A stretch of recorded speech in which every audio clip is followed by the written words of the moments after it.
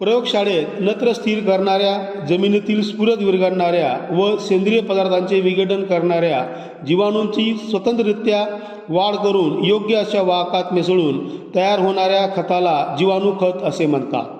या जीवाणू खताला जीवाणू संवर्धन, बॅक्टेरियल कल्चर अथवा बॅक्टेरियल इनाकुलन असेही संबोधतात.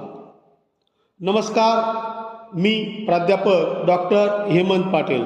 स्वागत आहे आपल्या सर्वांचं आपल्या यूट्यूब चॅनल कृषी सेवावर.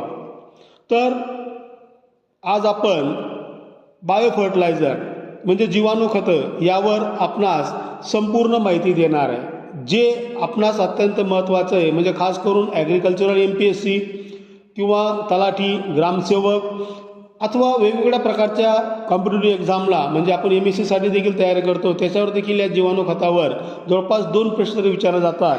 तसेच शेतकरी बंधूंसाठी जो काही